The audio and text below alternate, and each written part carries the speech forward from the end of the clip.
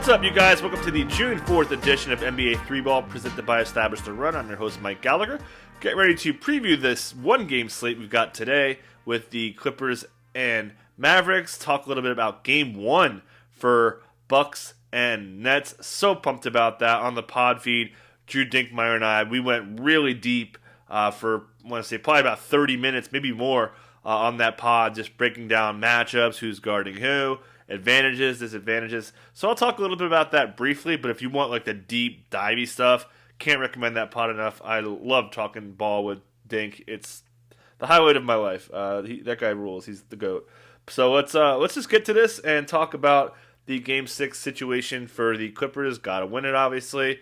And the Mavericks certainly want to get into the win column here. I don't want to go to Game 7, despite the road court advantage they would have. But yeah, so we saw that Boban started, and it actually didn't work out from that lineup standpoint. They were minus 20 net rating in 16 minutes, but they just kind of crushed everywhere else.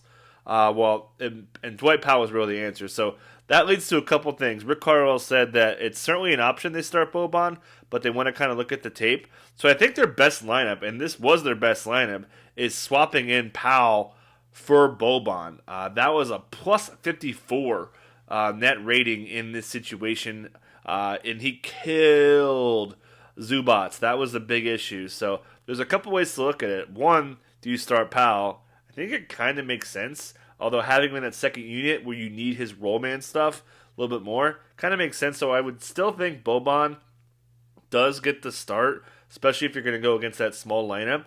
So that asks the question, what do you do if you're the Clippers? I think if you're going to play Zubac at all, you should start him. You know, put him out there against Boban, let him eat up Boban, kind of handle everything else similarly. You're probably not going to get too switched with Boban and Luka quite as much. So I think that makes sense if you're going to use Zubac. If you're not going to use them and you want to go mega small, sure. I think that's certainly in play, but I don't think you want to go Zoo versus Powell. That was an utter disaster. 12 minutes of those two in the series, plus 70 net rating favored Mavs. So again, you probably want to. I don't think he's going to start. So I think Zoo.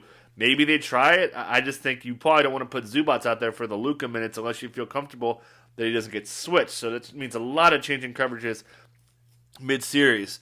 So, yeah, it's pretty dicey. So I still, you can't play Zoo in DFS. Certainly Boban in play. He's going to play. We know this has kind of worked out. We saw it work initially when they used it the first time.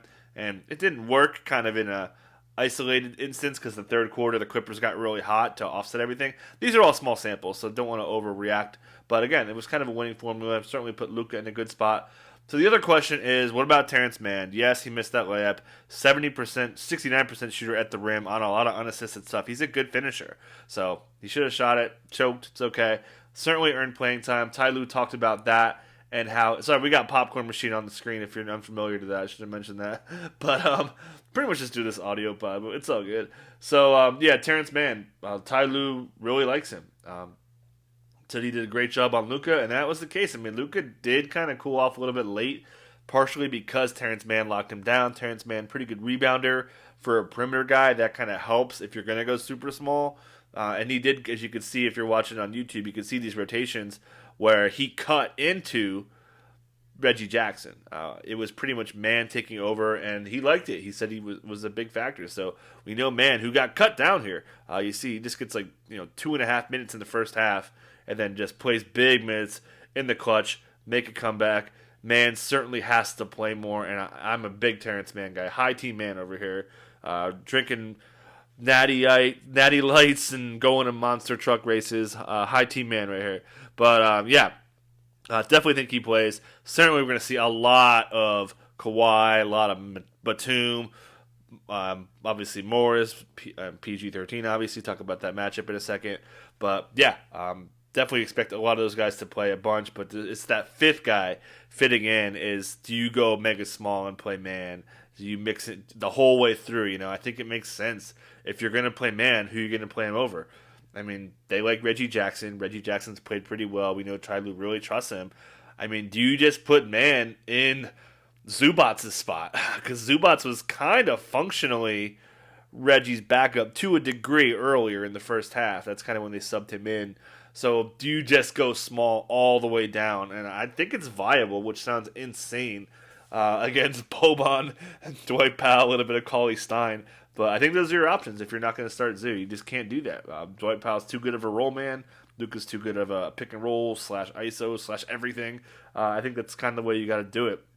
Matchup wise, so Dorian Finney-Smith did guard Kawhi. Kawhi got good looks, 3 of 11, drove it 25 freaking times. So just had a bad game, missed shots. I think Kawhi's role was really good. I love Dorian Finney-Smith, but I think Kawhi certainly should play significantly better. And PG was a big beneficiary because instead of going at Dorian Finney-Smith, who has length, defended him pretty well overall, he got Tim Hardaway Jr. So PG should have a big game here. Please don't choke PG. Shooting, I've talked about this before. He's shooting so much off drives. I love it. So I think that PG should be really aggressive in how they're going to attack. Should be really out there. I've talked about Terrence Mann. Mavericks, I mean, there's nothing to say. You know, they're going to have a lot of Luka all freaking day. 24 potential assists. His drives were aggressive, ultra aggressive. 33 drives. Didn't even shoot it well on them. So, like, Luka has room for improvement here. And Tim Hardaway Jr. could get so much tough coverage. Dorian Finney-Smith is going to play a lot. We saw Luka talk him up for being the hero. He's been really, really good. And Kristaps Porzingis basically splitting minutes almost with Maxi Kleber as they shifted him almost completely away from the center spot. Only 1 minute as a center in this game. That's a big, big rotation change. And that was a story coming into the playoffs. Talked about that before, where they basically scrapped their plan to play KP at the 4 to put Maxi out there to put him on Kawhi. So we'll see. Should be fun. I'm picking the Clippers. I am not betting on this game because I'm not allowed to bet on the Clippers anymore. Should be fun. Talk a little Bucks Nets preview. Going to be more of a macro thing here. Again, check out the pod for the nitty gritty stuff. I love that. It was so fun. But yeah, season series here. We got the Bucks take a 2-1 edge. Pretty close net rating wise, but they never faced everybody. James Harden missed 2 games. Kyrie missed the other one. Daddy Clax missed a couple. Blake Griffin had some Pistons games, but didn't play one with the Nets. No Portis and Tucker for 1 game as well on their side. And yeah, stats-wise on the screen here, Giannis put up numbers.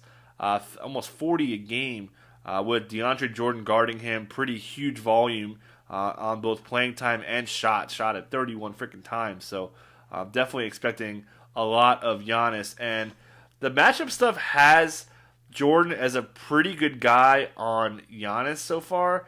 I mean, it's kind of noisy. You never really trust where it's at. You got to take it with a grain of salt. So I did it kind of relative to where he was with everybody else, and he was 3% better on the high-volume guys with 12 or more shots. So you think that's a pretty good spot for Jordan, and it makes sense. Talked about on the pod how Jordan is like a 17th percentile on-off transition guy. So that's the thing. Blake Griffin got asked about it today, so I think that'll be a factor on Jordan, how much he's using the series. Certainly think he's the favorite to probably start.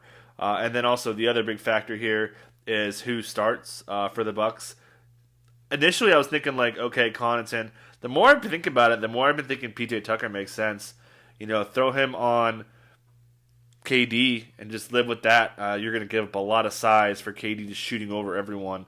Pulled a stat today. KD was the best tightly contested guy on jump shots greater than 10 feet, which is hardly a surprise. I mean, the guy shoots over anybody. So I think that makes sense. And then, yeah, do you throw Giannis on Harden and let him kind of defend that way? And that would really ask a lot of him. I don't think it's crazy. We talked about other matchups on the pod, so again, check that out. But I think that's kind of in play. Anything's in play, really. And then have Middleton go Harris and so on and so on. So a lot of ways the Bucks can play this one. Matchup-wise for them, haven't dug in on that all the way. But we know what they're going to kind of do with their main group being Giannis, Middleton, Drew, Brook, then Connaughton, Portis, Tucker, and then that's probably it. And then kind of mix and match there with Jeff Teague and so on. So, going to expect a lot of minutes. Budenholzer said that he thought the guys were in a good place. And also, the Bucks played ridiculously fast in this series. So they really want to speed up this Nets team. And I don't know if they're going to be able to do it. We'll see. That side of this, we've got Jeff Green progressing. He has that June 6th kind of target date for getting updated, so he's probably not playing game 1. They left the door open, so I still think he's really unlikely to play here. But yeah, we know that they're going to be pretty healthy besides that, and I talked about the DeAndre stuff. Kevin Durant's insane. Like, even if he gets Giannis, I think he's still going to smash this series. And the Bucks are just running out of defenders to guard Harden and Kyrie. Kyrie just on another level as a scorer, and Harden's also been really good.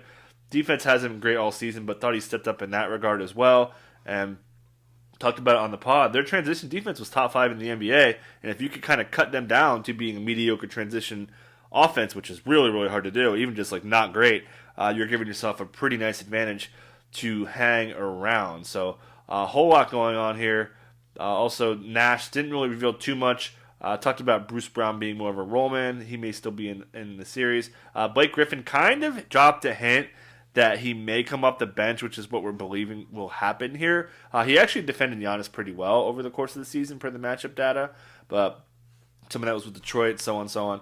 So yeah, certainly see a lot of those guys, but Jeff Green coming back really helps out. We know Joe Harris, Kyrie, Harden, and Durant are going to play a whole lot, and I just don't know how they stop this team. I mean, they're number 1 in half court. The Bucks defense is bad in half court. Obviously, it's a different animal, and with missing guys and all that, and trying new stuff out, so on and so on. But being 22nd is like not exactly encouraging, given everything going down. So, gonna get out of here on that. We've got again matchups coming. I'm working on it. It's gonna be ridiculous. Probably like 5,000 words. I don't even know. Not that much, but it's gonna be really good. So, you guys take care. Catch you next time.